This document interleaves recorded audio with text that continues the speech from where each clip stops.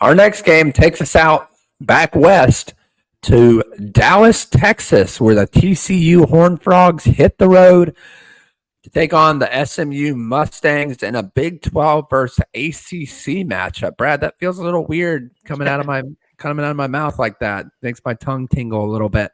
Nonetheless, 5 p.m. kickoff on, that's right, CW Network. Brad's excited about this one. TCU favored by 3 in Gerald J. Ford Stadium. Brad, I mean, this is a really cool rivalry in my opinion. I know it's not just necessarily quote unquote like a Texas Oklahoma rivalry, but these schools are very close to each other. Fort Worth, Dallas, right up the road from each other, and these two programs in their own regards are looking to win a key matchup in the state of Texas. You got to think a lot of bragging rights at stake for these two fan bases watching our show and this game on Saturday on CW Network. Turn it over to you, Brad. Thoughts on this game and who comes out on top in Dallas? Yeah, Nate, absolutely. Thanks, buddy. First of all, really, really cool name for this one, the Iron Skillet Bowl. I think that's an awesome name. Just one of Great the name. many reasons I just love college football, just the unusual names and everything. Second of all, if you've watched Break the Huddle, and I've mentioned this a few times, I'm a huge barbecue guy. I love Texas Yep. barbecue. So shout out to one of my favorite barbecue places there, located in the Dallas area, Heart Eight Barbecue. Um, if I encourage you to go. It's just one of my favorite places. But getting to the Iron Skillet Ball, Nate, SMU. You mentioned ACC, kind of weird to hear, but I am a big fan of Rhett Lashley. I think he's got a really really good thing going.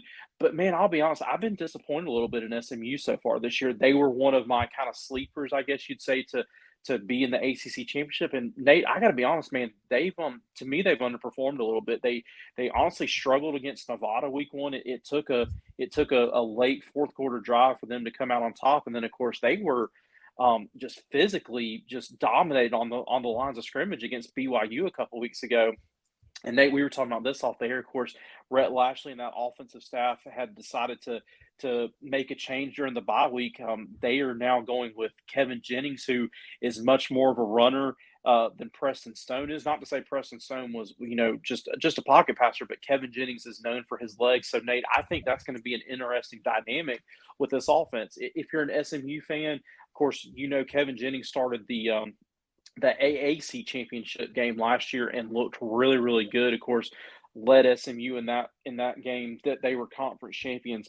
But Nate, I'm just looking for SMU coming off a great season last year. I'm looking for them to step up, and this is a big test for them. I won't say their season's on the line, but look, this is a team that like I said, they had some aspirations to win the ACC and to somewhat, I would say, be in the playoff. And I think their season is somewhat on the line here. Jumping over to TCU, they get a opening weekend win against Stanford, blowout Long Island, and then Nate, a great game last week, a game that I believe we picked here, UCF, and it looked like until the fourth quarter TCU was going to win that game, and here comes UCF to beat them 35-34. Great ball game. Sonny Dykes, I think, has done a really, really good job there. They just need to finish a little bit better. That's the biggest thing I would say. They of course 2 years ago, his first season there, they go to the national championship. Last year, 5-7, but had some games they easily could have won. And so TCU is right on the verge. Their quarterback Josh Hoover, I'm so impressed. This guy's a sophomore, over 1,000 yards already, 8 touchdowns, no picks. They've got a dynamic group of receivers, Richardson, Williams, and Beck. Those guys have just really. Nate, they've really impressed me. They've already combined, I believe, for 50 catches and 5 touchdowns in just 3 games. So that is really impressive. That air raid offense, TCU's rolling. Nate, I'm taking the Horned Frogs in this one. It just comes down to I think SMU is still trying to figure out who they are as a team and their identity, and then adding on to that, they're making a quarterback change. I think TCU's just got too many playmakers on both sides of the ball. I'm taking the Horned Frogs, and I think they cover in this one. Yeah, Brad, you brought up some great points, and you mentioned SMU making the change at quarterbacks. I got to be honest with you. I'm disappointed in Preston Stone. This kid had a lot of high expectations this year coming out of the offseason. We've seen what he's been able to do over the last year or so, play wise. I mean, he's played phenomenal. I mean, he's been in the national spotlight week after week last year, and then this year just kind of comes out and lays an egg. I don't know the pressure got to him. And look, we don't know what's going on behind the scenes. You know, there could be a lot of things we don't know about. We're not insiders for SMU, but if you are, reach out to us. I do want to mention real quick, though, Kevin Jennings, I do think he allows SMU to be more dynamic. He's got a little bit more groove in his step. He knows how to get out of the pocket and make plays. Sometimes he's a little careless with the ball, but I think he gives SMU a better chance against some of these air raid offenses like TCU. I also want to mention running back Jalen Knighton for SMU Mustangs. He'll be out this game.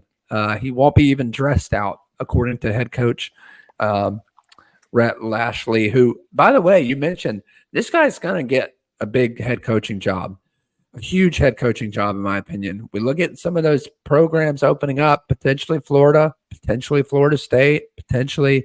I mean, we'll let the dominoes fall where they may fall after one coach leaves and then the rest, you know, kind of falls into place. But until then, Lashley, if he can win this game, it's gonna bolster his ability to go out and get a new job. It's going to build his confidence. It's going to build the confidence in his team. On the other side, TCU with Hoover at quarterback, you mentioned, has had a phenomenal year, over 1,000 yards passing already, 8 touchdowns and 0 interceptions. Look, I think this is one of those offenses, Brad, where it doesn't matter how good TCU's defense is. I think that they have the ability to put up points and put them up big.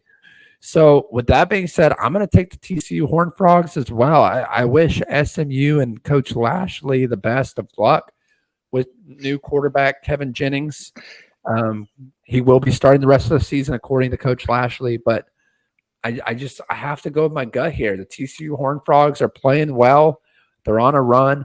Yeah, they came up short against UCF last week in a game that we picked UCF.